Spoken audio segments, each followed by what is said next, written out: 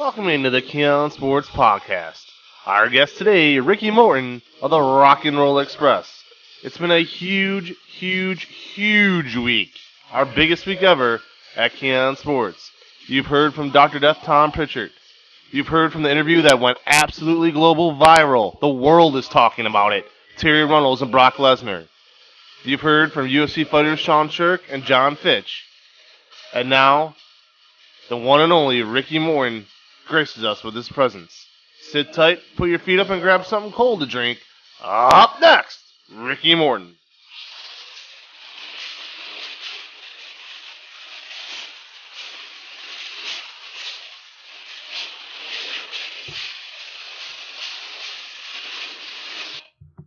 All right, on the hotline now. You guys know him, a staple of a lot of childhoods out there, the Rock and Roll Express, WWE Hall of Famers, but most of their career really spent elsewhere. Almost all of their career spent elsewhere. And really, this was a tough interview because I try to limit these interviews to 12 questions at the most, and this is one where there could have been 100. This has been such a legendary career. Let's bring him on right now. The Rock and Roll Express, Ricky Morton. How you doing, sir?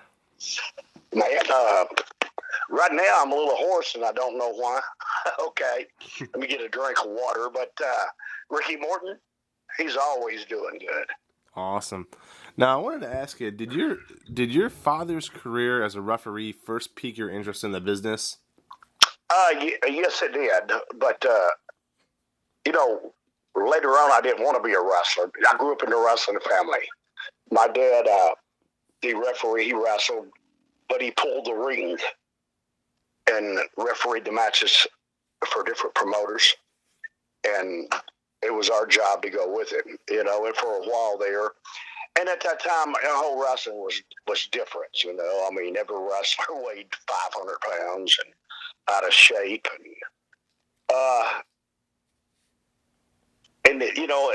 But I had my heroes. I mean, you had your ones that were great because at this time, especially in Tennessee, there's a wrestler, Lynn Rossi, and, he looked like he was chiseled out of marble.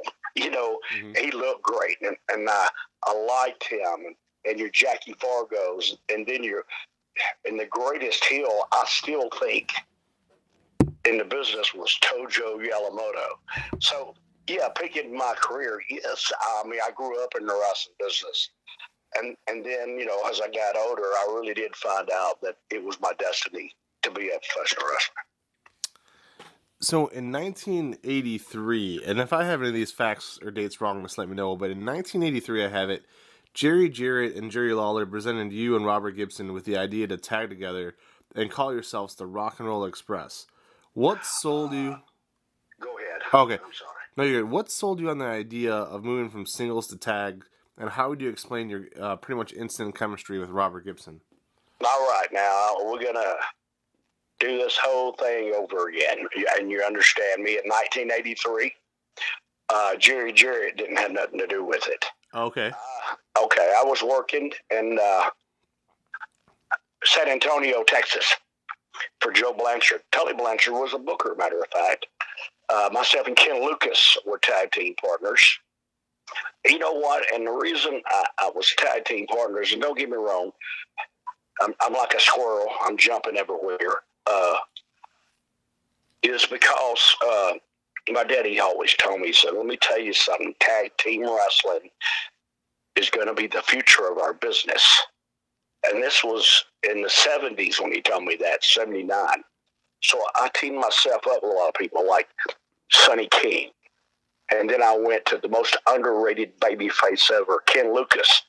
And that's who I was partners with. I was even partners with Eddie Gilbert. But that's who I was partners with in San Antonio. And Jerry Lawler came all the way to San Antonio, Texas. And at this time, Jerry Jarrett and him were fighting. But because they had the fabulous ones that came in. And understand me, they were a thing off Jackie Fargo. And Jackie Fargo was real over. And boy, Jerry Jarrett really gave him a push. And when you're a part owner in a territory, mm-hmm. and I'm going to go back to this in a minute, remind me. Sure. Jerry Jarrett was the man. I mean, Jerry Lawler was a man, and the way things were running, so he was going to go opposition in Memphis to Jerry Jarrett. And he came to San Antonio, and he told me, he says, I want you to come back to Memphis. You got the Fabulous Ones there. I'm going opposition. I need me a tag team. Would you be interested in coming back? And yes, I was interested in coming back because at that time I lived in Nashville, Tennessee. That was where I'm from. But I mean, that's where I'm from, Nashville. And to me, it's like coming home. Me and my wife just had our first baby, and I wanted to bring him back to Grandma and Grandpa to see him, raise up here. So we came back, and then when we came back, Jerry Lawler and Jerry Jarrett made up. And now we're second fiddle to the Fabulous Ones. Okay, but Jerry Lawler and Jimmy Hart put us together. Now, here you go, Ricky, Robert, R&R, Rock and Roll Express, Jimmy Hart. You see what I'm saying? Yep. And actually, we didn't even know. I mean, we come in on Memphis. They advertised us on Memphis TV on a Saturday, a new tag team, the Rock and Roll Express. Jerry Lawler had some long tights. He let us let us have. And then we went to a flea market. And we were looking at rock and roll books, at the time, the magazines, sure, to get ideas. And then we went to the flea market, me, Robert, and Jerry Lawler. We bought bandanas, feathers, all kinds of crazy stuff. I never forget, we went to the ring. And you know what? And me and Robert had great chemistry. We hit right off the bat. And the guy told me, he said, man, when y'all come out, I didn't know if y'all was gypsies or Indians. But from there on, man, Robert and I, we were a great tag team, and I'm not trying to knock anybody or anything. But when Robert and I went to the ring, couldn't nobody follow us on the babyface tag team side. And then we had the opportunity when Bill Watts seen us to leave. But now I'm going to get back to what I was telling you earlier about being in the territory, because people ask me all the time, Ricky Morton, wouldn't you love to have territories come back? Well, no, I wouldn't. And the reason why is because in our business, and this is the way Robert and I got to break, and I tell guys this all the time, you have to be at the right place and the right time. And you have to know what you're doing when they ask you. Well, see,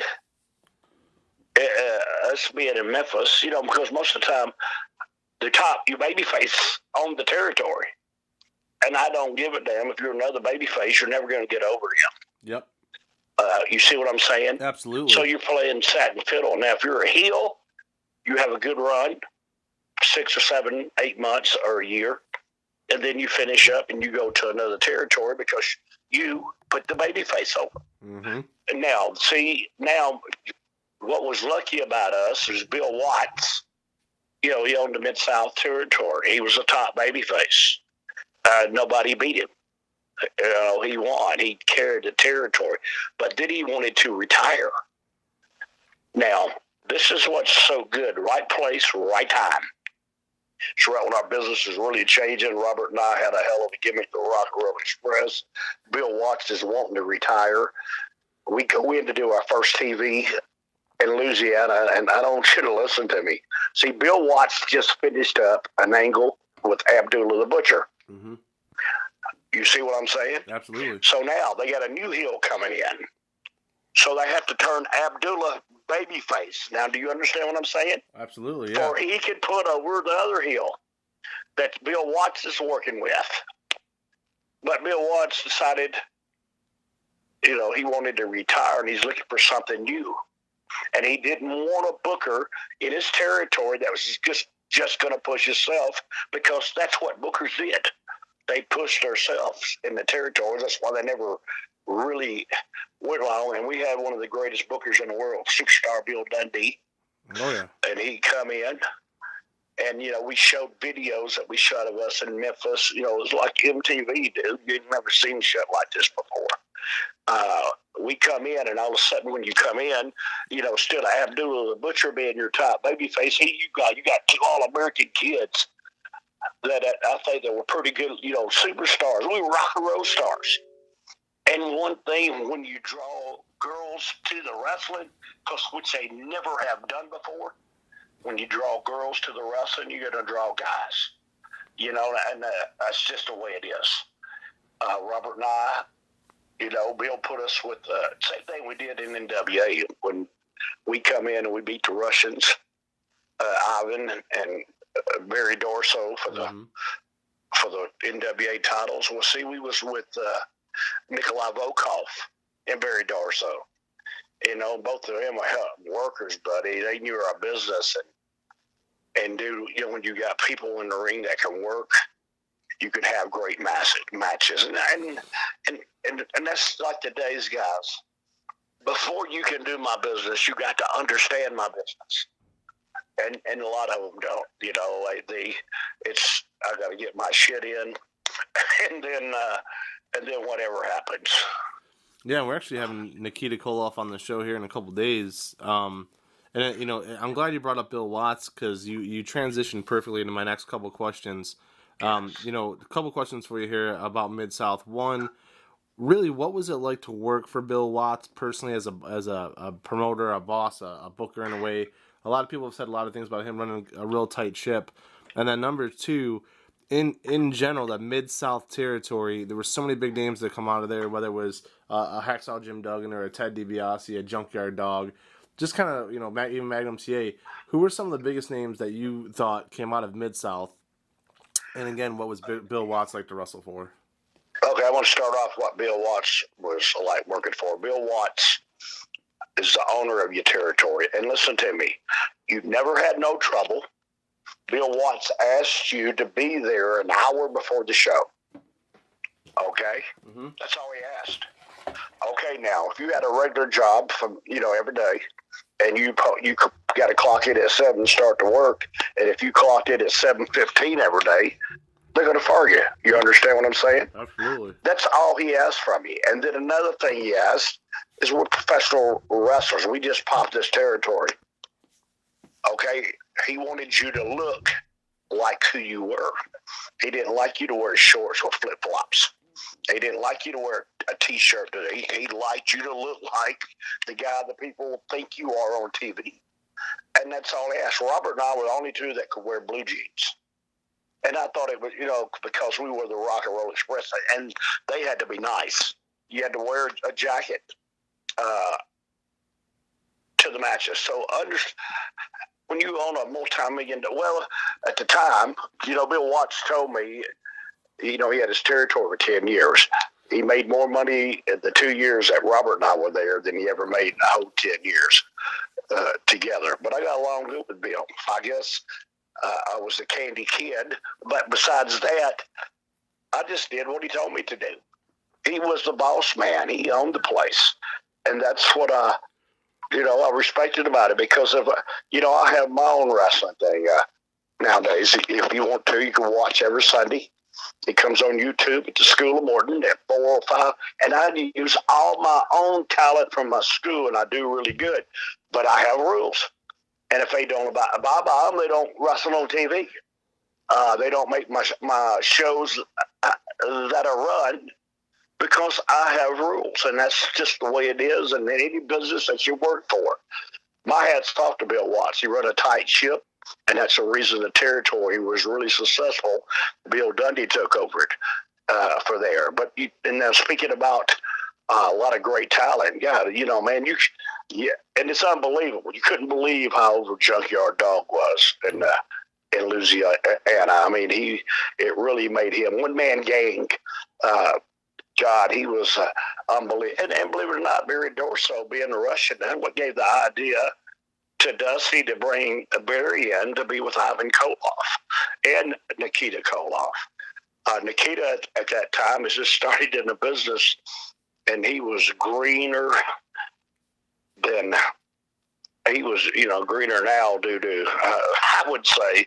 But if you're getting Nikita on your show, and I tell a lot of stories, but get Nikita to tell you about the one I worked with him and I locked up and he headbutted me. Okay. I want him to tell you that story. Okay. Okay. But it was, but other than that, the Nature Boy, Buddy Landale, that's where he really developed at and matured at and into our business. Butch Reed, gosh, it can go on and on, but you're getting me to think back, 40 years ago. So it's kind of hard. Our business was great. Like you said earlier, Hacksaw Jim Duggan, a lot of things. But see, territories were different. Bill Watts' territory was hard, excuse me, because at that time in 1983, we lived in Alexandria, Louisiana, which was north of Louisiana, and it was based right in the middle of everything. But see, there was only one interstate, and that was Interstate 10, and it was south of Louisiana, and it only went east and west. See, and then when you're in a territory, 350 miles, and it's all 2-lane highway. Oh man, it was a hard territory, but I wouldn't take nothing for it. Matter of fact, I had one of the best learning experiences, one of the best times in Louisiana, because at that time the boys depended on each other, and it wasn't that you had $1 million contract. You got paid. Well, they say you did. You got paid by how many asses in a seat. But I always remember this: the promoter always got the first count. Mm-hmm. Okay. Yeah. No doubt. So how big was the move eventually to Jim Crockett Promotions and national television for the Rock and Roll Express? Eventually everybody knows it becomes WCW later on. But at that time, to go on cable, how big was that? It was real big, because now I'm thinking about the future of Robert and I. We wrestled for Bill Watts, and guys, let me tell you, in our days, going into territories and popping territory, you understand what I mean by that? Oh, no doubt about it. Popping a territory. Mm-hmm. You go in there where they usually do 800 people.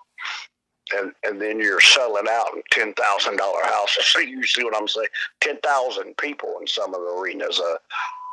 Robert and I, a lot of the, and in Louisiana when we went there, Elvis Presley. That's where we broke at the time, because you didn't have all the big arenas like you do now. Robert and I broke Elvis Presley's records in every arena that we went into. We broke a lot of times. We have to go in and go. The advance will be sold out. We go out to football stadium, especially in the summertime. But going to, it was the same way. As a matter of fact, we were in the Superdome wrestling. I had Muhammad Ali there that night. Oh, yeah. And, okay. Yep. He was refereeing. But I want you to understand this here, dude.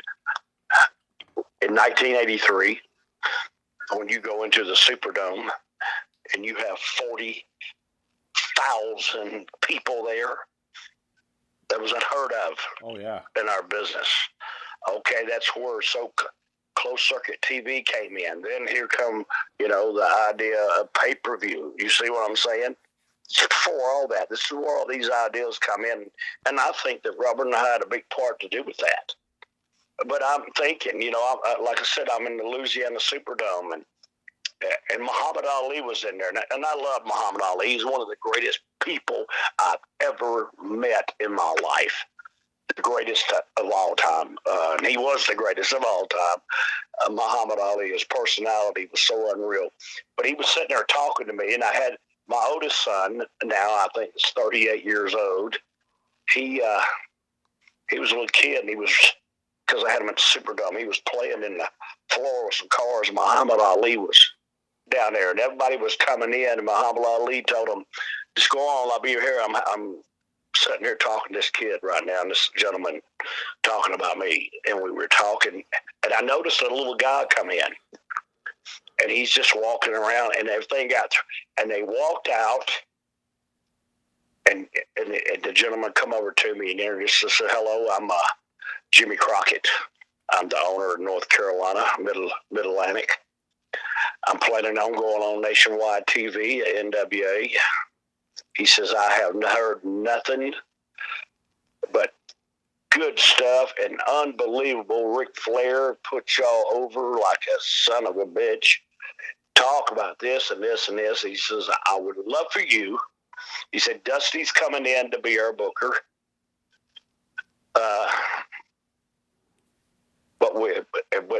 And he's going to use everybody. I'd like for y'all to be our top babyface tag team." So, it surprised me. Matter of fact, that night I was working with Ted DiBiase, Dr. Dusty Williams, I believe.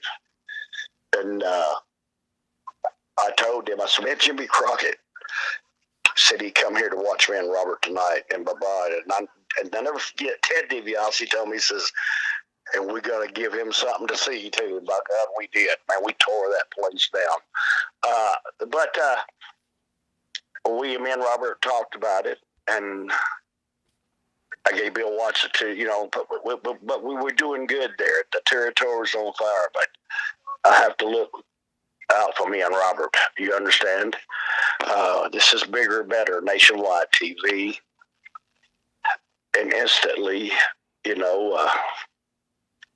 gave my 2-week notice, and Robert and I, we went the following Tuesday at Shelby, North Carolina. See, back then, Mid-Atlantic, it hadn't hit TBS yet. You still had the bicycle tapes. You know what I mean by bicycle tapes? It's where it's, you did TV in Charlotte, but it wouldn't show to Richmond till the next week. Sure. And that's about, it was a whole territory. And we came into Shelby, North Carolina, and Dusty made one of the best decisions ever in his life. He put the NWA World Tag Team titles on Robert and I the first night. And see, this is what I got to tell you about working. And a lot of people will say anything about Dusty, too. Dusty was a smart son of a gun in this business. I listened to him. I learned from him.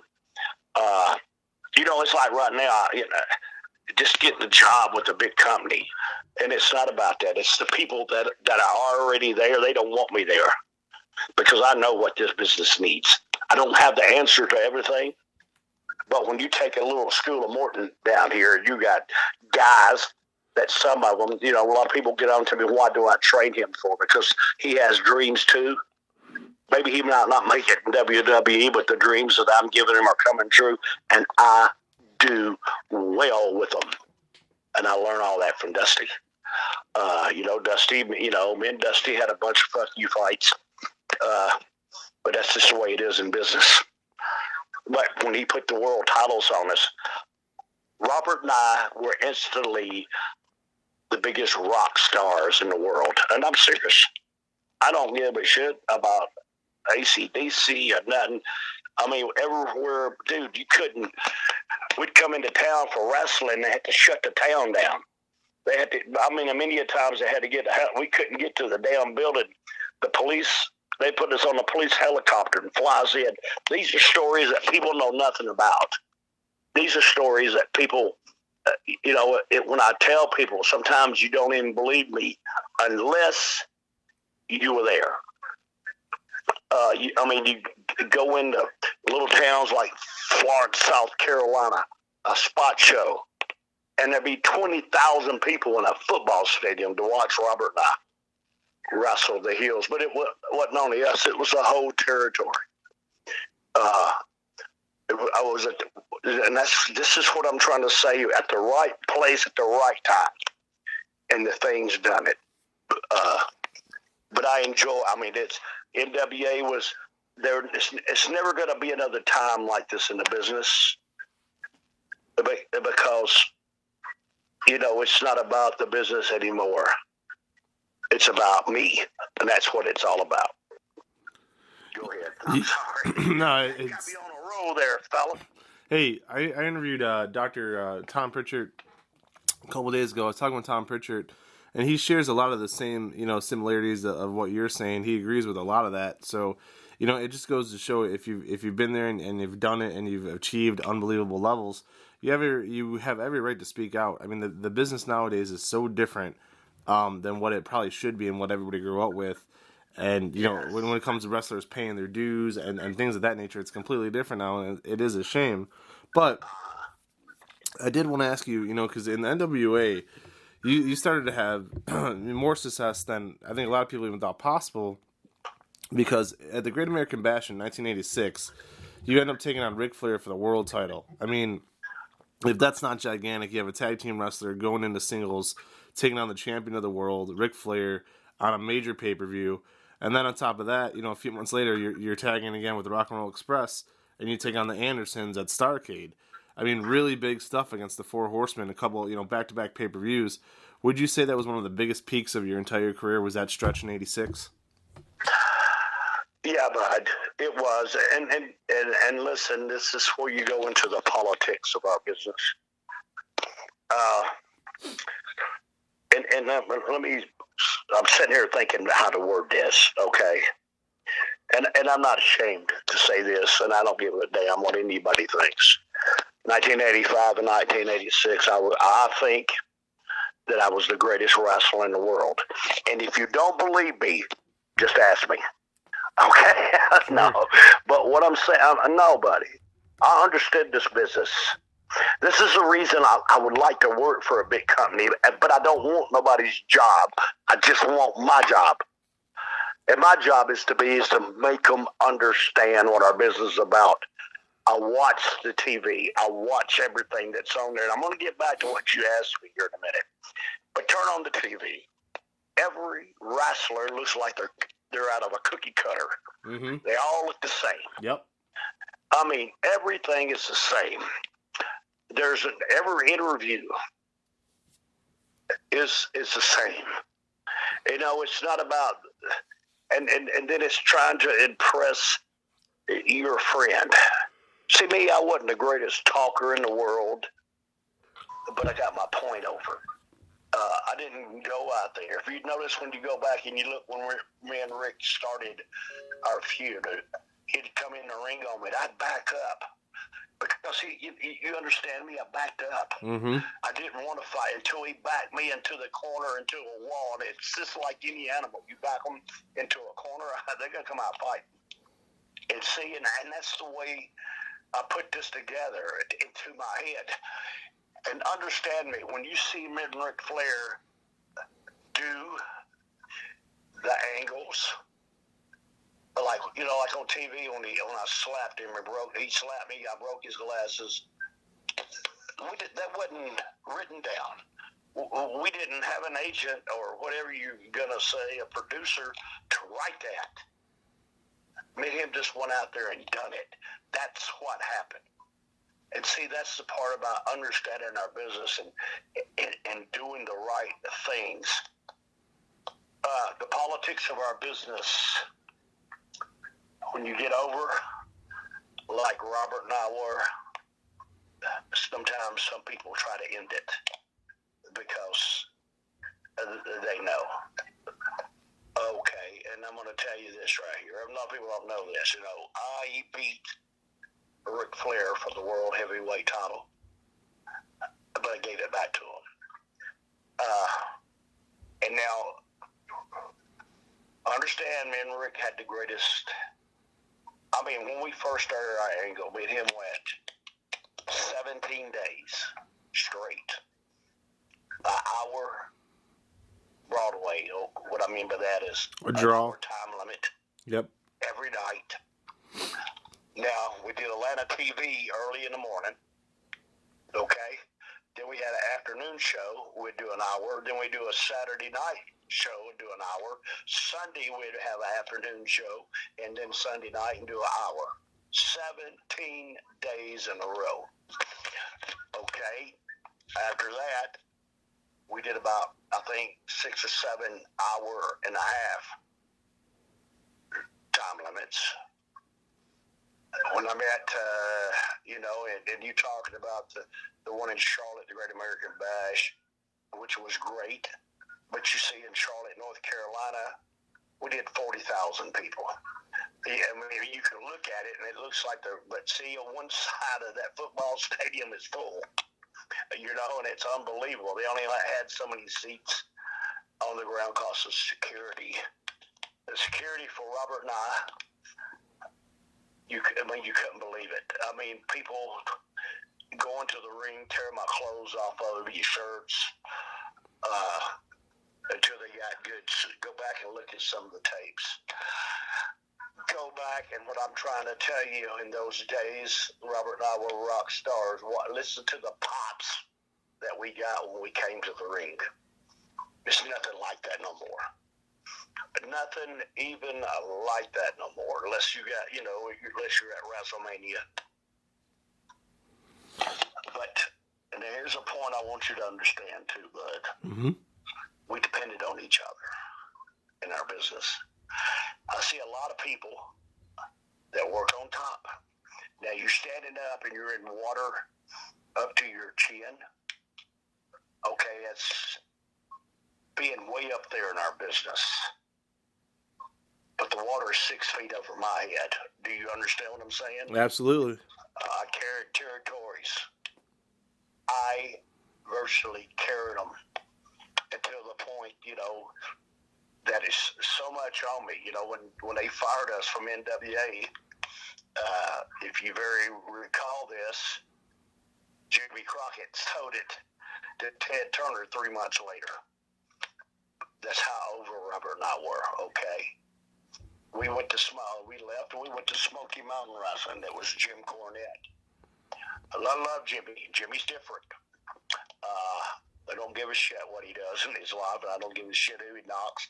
He can talk bad about me every day of his life. I don't give a shit. When I see him, I still hug him. Mm-hmm. It's just the way it is. The boys in the territory depended on me to feed their families. Okay? Oh, yeah. You need to draw the tickets. Buy houses. They depended on me. We went to Smoky Mountain Wrestling. We put greatest thing there. And Jimmy, something happened in the territory. He fired me. 3 months later, there was no more Smoky Mountain Wrestling. Do you see what I'm saying to you? Right. And I'm not trying to pat myself on the back, but I knew how to carry a territory.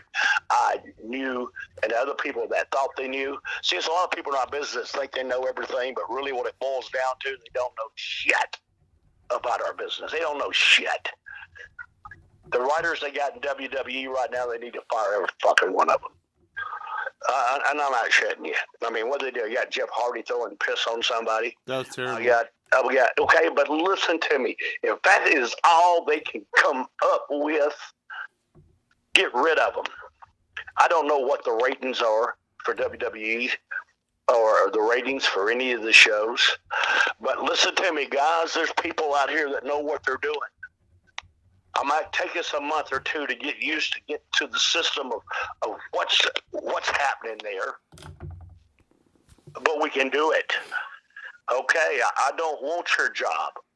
I want my own job. And my own job is making, and this is what go all the way back to the first of our interview,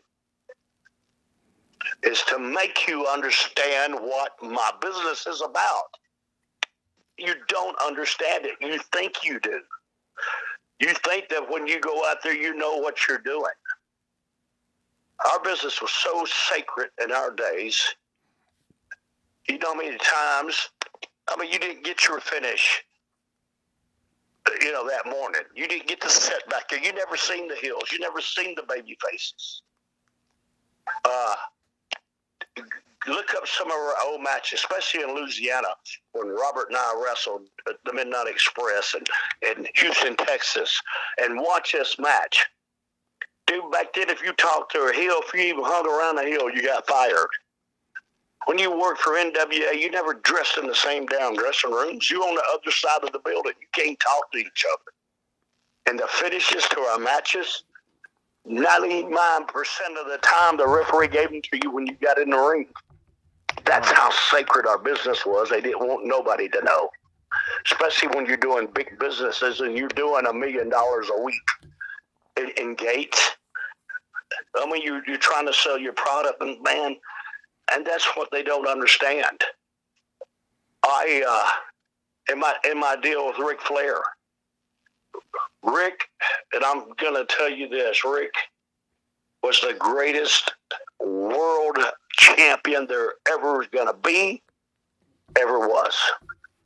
Because one thing that Rick did, and this is what I made us, he made sure that when you bought a ticket to watch him, he gave you your money's worth. And I'm not shedding you. I have wrestled all over the world and on the independent circuit. And listen to me, fella. I wrestle guys that tell me, well, you know, when I go out here tonight, the people are probably going to cheer me.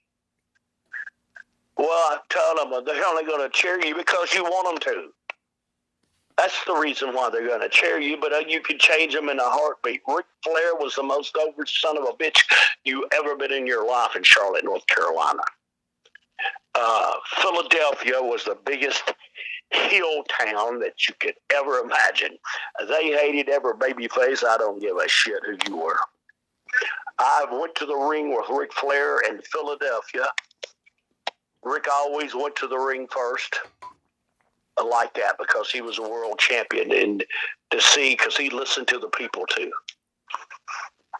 I come out and they're cussing me and throwing shit, you know, you pussy, you know, you done blah, blah, blah, blah, blah. But in 10 minutes in the match, and this is an example, and this is a true story, Rick and I were going to do an hour in Philadelphia. 10 minutes in the match, Rick had changed the crowd. They're throwing stuff. But boom, Art Anderson seen it. He come down. Robert come down. Now they done pushed the guardrails all the way up to the ring. People are trying to get in a ring, and Arn to pull them down. Robert to pull them off the ring. And back then, over the top rope was a disqualification. And Rick said, man, listen, I'm going to throw you over the top rope. He said, if I don't, they're going to kill me and Arn. Okay? Mm-hmm. Okay. That's what our business is about. And you guys don't understand that now. You see, that's what you got to do in our business. That's understanding, and that's why Rick's the best world champion ever.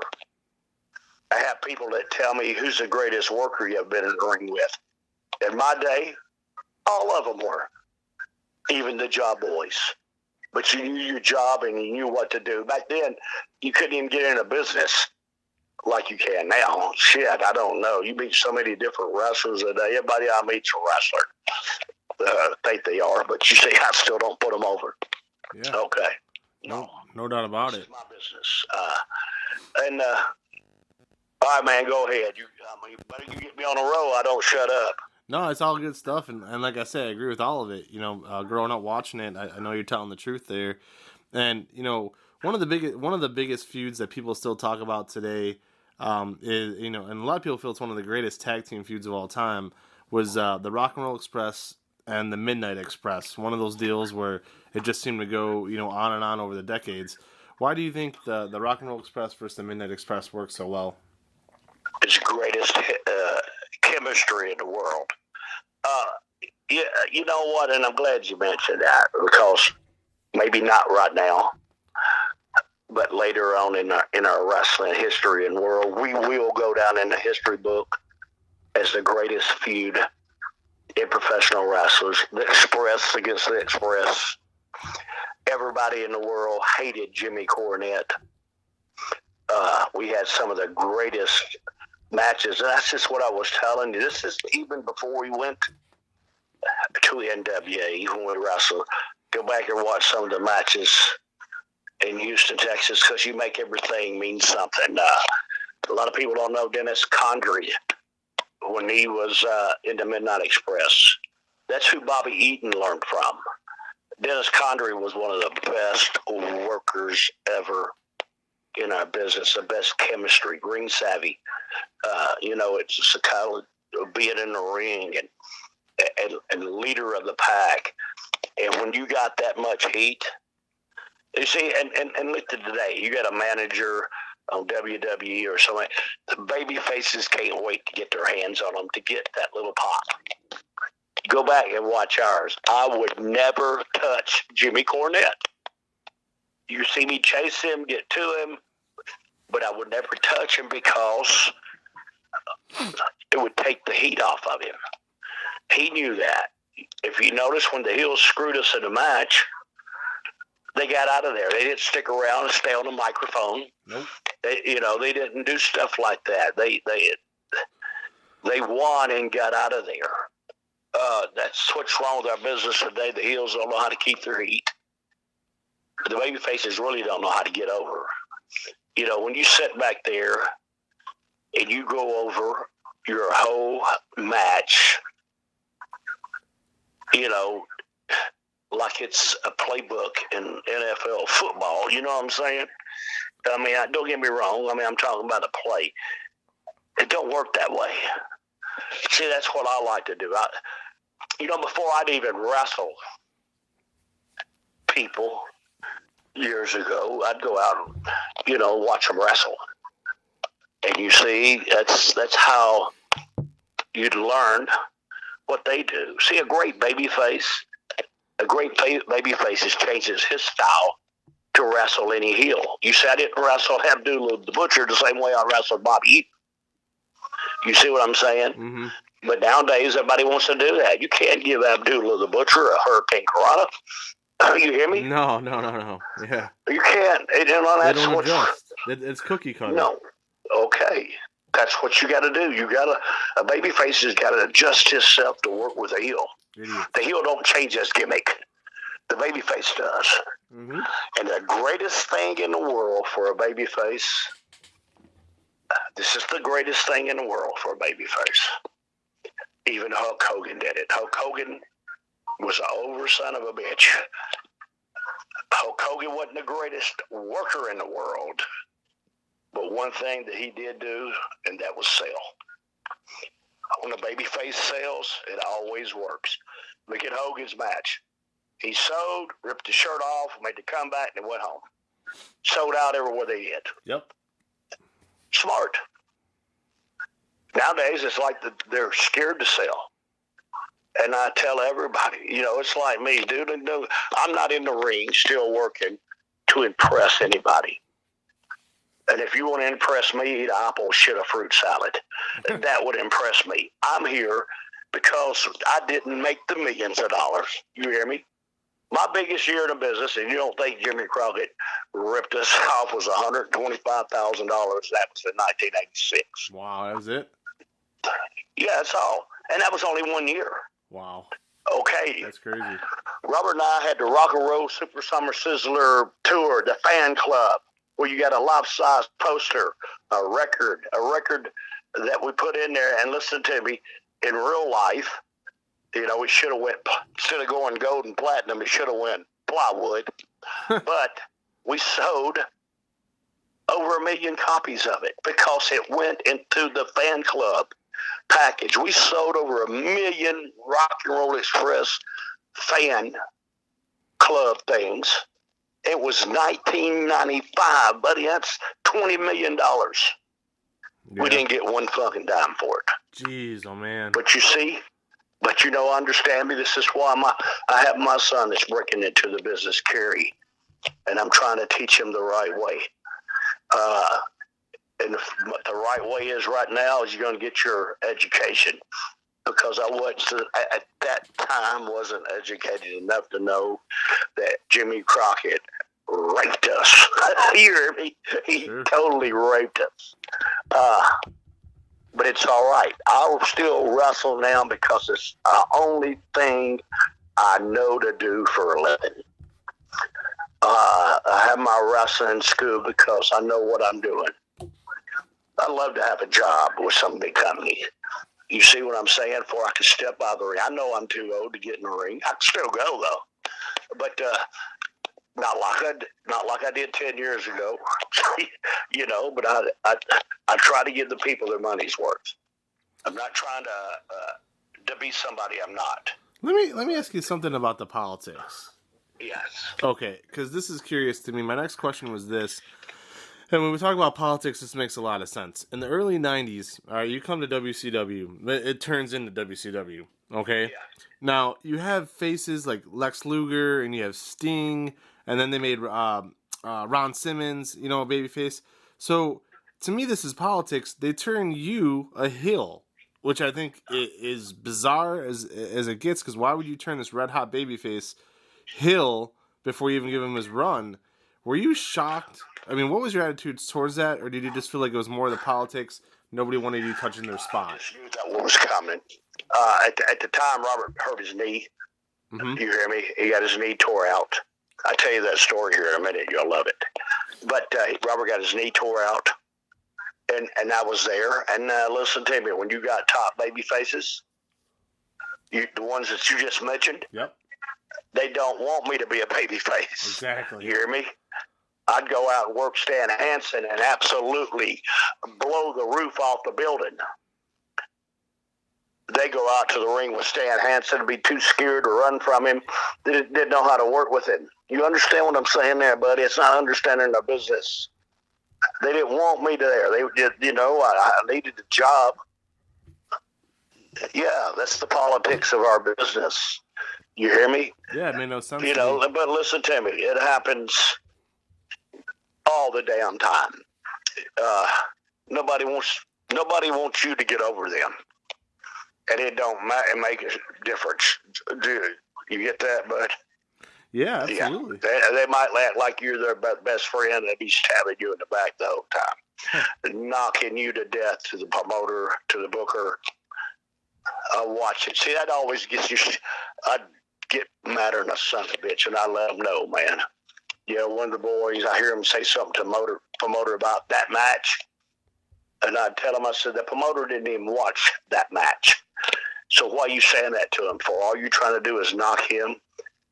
And this is one thing I learned all the time. And then I used to tell the guys when they come back, I says, when you come back and Dusty or Bill Watts and them asked you about your match, tell them it's the greatest match you ever had. And they said, look at me real. I said, yeah, because they don't watch the son of a bitch. And if you said your match sucked, they're going to check into it and see why it sucked. Yep. You see, it might cost you your job, or they got a job. Hell, when you come back, best match I ever had. Give a damn who you wrestled. Do you hear me? That's just. See, I stood up for the boys. And I did. All through my life, you know, I stood up for them. I didn't let nobody mess. I didn't let the promoters mess with them. You can't fire a guy. Hell, he's got a house here, and he's got a family, 2 kids and all. What, you just going to let him go? No, you don't do that. Give him a time to find another job somewhere else. Instead of doing that, but got my ass fired a million times. And the reason why is because I stood up for what was right and what was wrong. Now I'm going back to here to tell you about where Robert got hurt. This is what kind of guy I am. You stop. If you don't understand it, think about it for a couple of days and you will. Okay. I was in Knoxville, Tennessee. We were sitting there, and I'm in the dressing room, and Robert's just quiet as a motherfucker. He's sitting over in the corner, and I walked over to him, and this is, what's wrong with you, Robert? He goes, I hurt my knee last night. I said, oh, really? And I'm walking off, and I'm thinking to myself, you hurt your knee, you didn't even get in the goddamn ring. Hardly. Then everybody left. Then I went over to him. I says, know what happened to you? And he told me, he said, my wife ran over me in the car. Okay. Oh, yeah. He pulled his pants down, and his whole leg was black, knees swollen up like a son of a bitch. And I told him we were wrestling Butch Reed and Ron Simmons. Doom. A lot of times it's mind over matter. I told Robert, I said, listen to me. When we go to the ring, Butch and him and Ron already be in there. I says, I'm going to go out that curtain, and I'm going to get the people's attention. I'm going to go up on the stage here, and you get to the ring the best way you can. I would try to make sure nobody sees you. Okay? Do you understand what I'm saying? Yep. So I get on there, I got the people going, and I see Robert up on the ring, and boom, I come back through the people. We got them going real good, and I get in the ring, and I told Robert, I said, I'm going to start this match off, do about 10 minutes. Then when I tag you, you trip over the rope, that your knee, your knee fucked up. Okay? Mm-hmm. Okay. But I did my thing, but Robert come in the ring, and he went down. Butch Reed went, what's wrong with you? I said, man, did you hear his knee pop? Yeah. Mind over matter. Yeah, I did. Okay, so that was for WCW. Wow. They didn't want a lawsuit. All right, got Robert in the back. He got his knee hurt in the ring.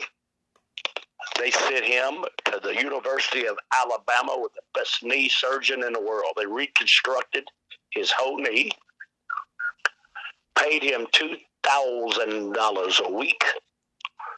He was out for a year.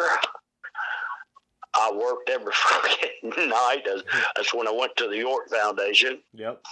I didn't make half of what he was making and wrestling every night. And then when he came back, if you remember, when I was in the York Foundation, I wrestled him on pay-per-view in Washington, D.C. Me and him both quit the next day with Smoky Mountain Wrestling. Man, it's absolutely genius. That is very clever. That is a great story. And that's standing up for my partner. Yeah. You see what I'm saying? That's the way it is, bud. It's very smart. It's my job to stand up for him. It was my job to take care of him. Even as today, we're old guys, but I still work hard, and I still do Hurricane Piranhas. I still do a Canadian Destroyer, and I still take care of him.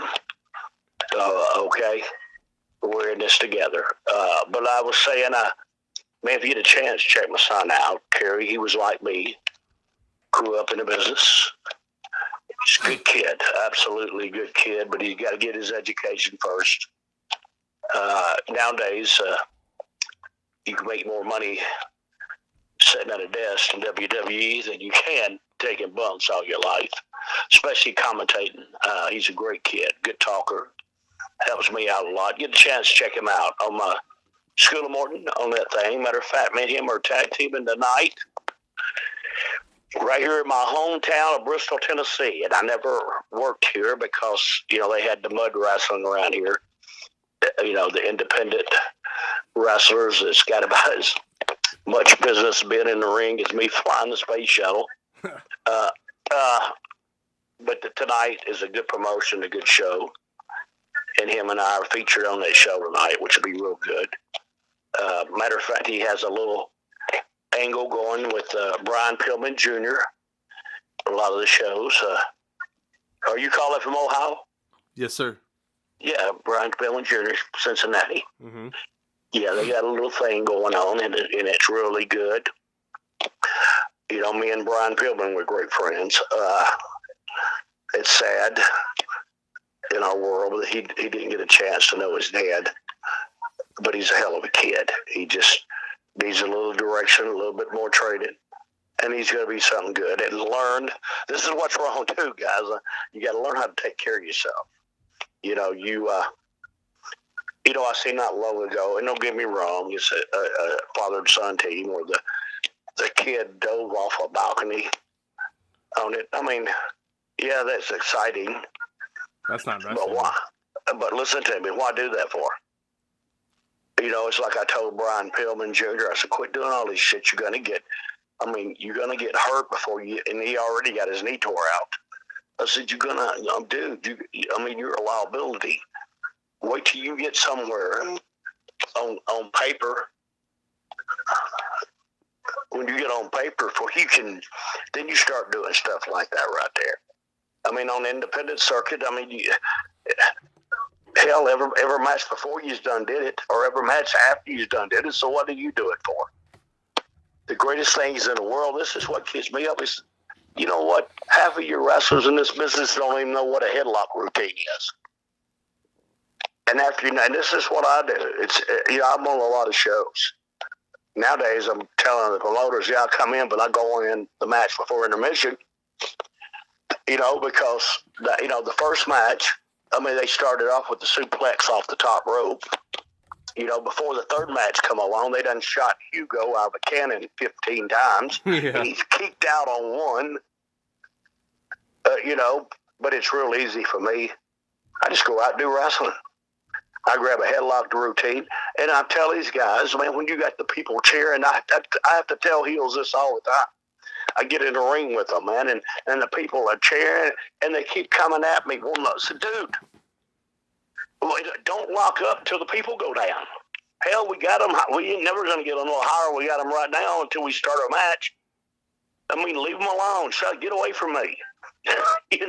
Let's keep these people going. See, half of the guys in business don't know how to do that. Don't understand that. The reason I have a wrestling school. I don't have, like I told you earlier, I don't have the answers to every damn thing. But I know something. I know a little bit about this damn business. And if you're out there, go to a legit wrestling school and learn. And just don't go for 4 weeks. Dude, after 48 years in this business, and don't get me wrong, I still learn. I still learn from my students. I still learn things. And in the ring, you always learn things. That's what our business is about. And I can't, I'm not here. I'm not a frustrated wrestler. But I do understand there's a right way and a wrong way. And damn, man, people like, man, did you watch WWE Monday? No, I don't watch it because it's the same shit I watch every day. It's the same stuff I see. The guys doing the same thing. Every guy looks alike. Hell, I don't know who they are no more because they all look alike. Nobody's got a real good gimmick. Nobody's got nothing that stands out. It's all the same to me, but I can pitch real good, can't I? Yeah, no doubt. And so let me ask you that then. So in 93, you guys, in the fall of 93, you get to the WWF. At the time, the biggest thing there was. And they have you a couple good matches with the Heavenly Bodies. They put you out there, though, in Boston. You're there in Boston against the Heavenly Bodies on the Survivor Series pay-per-view. And the crowd sat on their hands. They put them out. They put you guys in front of Northeast America. First time exposure really, and I just don't feel like they gave you a fair shake. Why do you think it didn't really work out in that brief run in '93 in WWF? Lost in the shuffle, baby. All right, okay, lost in the shuffle, and then again, politics in our business. There's people that didn't want us there. You hear me? Mm-hmm. Okay. They didn't want to do nothing with us, and I knew that. Now, see, if you notice when we were working out of Smoky Mountain with the Heavenly Bodies, we went in and you remember but see, this whole thing was shooting an angle for Smoky Mountain, really. They beat us on, so we did one pay-per-view. We tore the house down with them guys up there to me. This is now the WWF thing that went on. That was the politics. They didn't want us there. But it was in Smoky Mountain Wrestling, and Jimmy Del Rey and Tom Pritchard were going to WWF. So we did the thing on there, and Cornette, he was working with Vince. With Smoky Mountain to go there. We had a Smoky Mountain match, and they beat us. So it's Loser Leave Town. If you ever go watch this Loser Leave Town in Smoky Mountain, mm-hmm. Pikeville, Kentucky, and watch the finish of this match. Mm-hmm. Because this is what I did. I set this up off WWF, and this is all me and Jimmy. I helped Jimmy in office there. We did this. So we had the Loser Leave Town in the cage in Pikeville, Kentucky. They already beat us on WWF. Everybody thought that Robert and I were going to get beat. We had to leave Smoky Mountain. Go watch the match if you can. Pull it up, okay? It's on the network, yeah. But watch the finish. The finish is the greatest thing in the world. Everybody in the building, they're throwing babies in the air. But in all, it was great. It's on the WWE Network. They got some Smoky Mountain episodes that's on there. Yeah, watch the one of Loser Leave Town Mm-hmm. in Pikeville, Kentucky. Because the Heavenly Bodies lost, and they went to WWF. Now, after that, Cornette, Farby, and then, they closed Smoky Mountain down. But listen to me. Jimmy still took care of us, and he was asking me earlier when we got there. They didn't do nothing with us, but see, to me, it didn't matter. Jimmy got us a job there. We wasn't on paper, but we had a guarantee of $500 a week. And that's if you didn't even rent. And then we got paid $1,000 for with the matches we had. All right. Mm-hmm. Well, hell, I got a check for $500 a week for 4 months and never even wrestled for WWF. Wow. I just went in and did a few shows. And I wasn't on paper. And then, I got a letter in the mail that this is ending. You know what I'm saying? Yeah. Yeah, but that was all right. I didn't give a shit. But that time it was over. You guys, you had your suckets on top. You think they're going to let me and Robert through that door? Now, did you get what I just said then? Mm-hmm. All right. Thank you very much. What? I mean... Without going into details. No, I hear you, man, and it is a shame. And what do you think in the business? Who do you think who are some guys that you might have felt maybe they're a little overrated? They play the politics game better than they can perform in the ring. And who do you think are a few guys who never got the shot that they should have? Oh, that's just politics. I mean, I'm gonna tell you, the most vicious son of a bitch in the world was Johnny Laurinaitis. That worked behind the scenes at WWE and WWF. Mm-hmm. But he's a wicked son of a bitch. He'll cut your throat, stab you in the back. He liked the part of controlling, the part of power. You hear me? Mm-hmm. Where he could tell you what to do. And that's the reason I didn't last there very long, because I'll tell you what you can suck. All right? And it's not it. That's just the way it was. I can't stand stuff like that right there. He's one of the main reasons. People that never got a chance is the ones that didn't get along with him. He'll knock you, get you out of there. Vince don't hardly watch the shit. Vince go, that's the reason he has people under him. When I first met Vince McMahon, this is when he had WWF, and he wasn't in all the corporate stuff. Really, the people out here, you talk about Vince is a good guy. He's a good fella. If you know him on the other side of the fence, you see what I'm saying? After the years, everybody trying to suck up to him, and everybody trying to get power play, and everybody trying to get this right here. He has people that takes care of that now. He don't have time to put up with your bullshit. He's worried about, hell, he makes more money while he sleeps than we ever made in our life. So It don't matter about that. I remember we was at a bar one night. Me and Vince was there. We sat at the table with us. We're drinking Jack Daniels and taking shots and having a good time. And Vince told me, he goes, I think that I relate with the wrestling fans. And he's telling me this. I said, you relate with the wrestling fans? He says, yeah, I think I do. I said, well, Vince, tell me something. How much is a gallon of gas?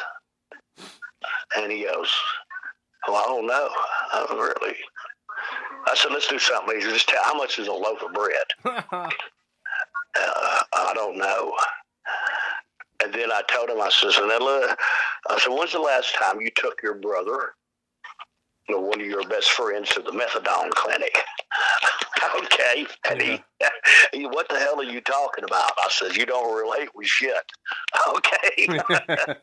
Oh, yeah. But I like Vince. He can be an asshole, but he's got 1,000 people around it that you got to go through to get to him. You hear me? That's the reason you want to have a meeting with Vince, you got to go through 1,000 people to get that meeting. And 9 out of 10 times it ain't going to fucking happen. Okay, they didn't even tell Vince. But that's the way our business is. But it's like any business. You got your stooges. You got your suck asses, and you got the ones that stand up for what's right. It cost me a lot of money. It cost me a lot of that, but I stood up for what's right, not only for me, but for the boys. And I guarantee you, that's the reason a lot of them are millionaires right now. You think Eric Bischoff, and don't get me wrong, I like Eric. Eric, you're listening, I like you. Outside of our business. But inside of our business, all you did was try to get yourself over. I mean, what the fuck? Shut up. When you guys signed yourself, listen to me, they signed themselves, to millions and millions of dollar contracts. Hell, dude, I wanted the job I would have put the fucking ring up if I didn't make it in there. Y'all didn't even give me a chance to do that. That's what I'm talking about. And they still bankrupt a multi-million-dollar company. Okay, and that's the reason why. It's because you have people in there that don't know whether to wind their ass or scratch their fucking watch.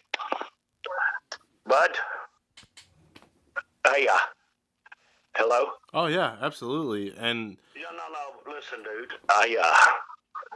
You done got me on a roll here, got my head hurting. No, I'm just kidding. You're good. Last question for you, though. Yeah, man, you asked me to one more, please. Oh, yeah, and this has been great. Thank you so much. Last question for you today. You get in the Hall of Fame, inducted you and Robert Gibson in 2017 into the WWE Hall of Fame. How special was that for you? I mean, all the years in the business, did you feel a sense of, peace that day? Okay, stop and think about this. The greatest day of my life was when my first son was born. Okay, I'm serious. Another great day was when Robert and I won the NWA World Tag Team titles for the first time. But then when you're sitting at home and you get a phone call from WWE, I never worked WWE. I hope you understand that. Sure.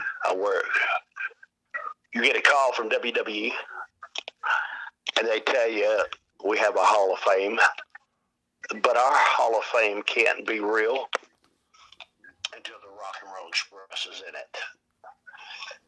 Okay, now to tell you how did it make me feel, it blew my damn mind. Right now, I'm telling you, I got cold chills on me, and I literally cried on the phone. I literally cried during the induction because I had to talk from my heart. A lot of people went off script. It's not about that. I can't do a script when something that much means that much to you. To the wrestling business, it was the greatest thing ever in my life, okay? To be inducted to the Hall of Fame, it's the unreal thing. Another thing is NWA, Billy Corgan, that owns it,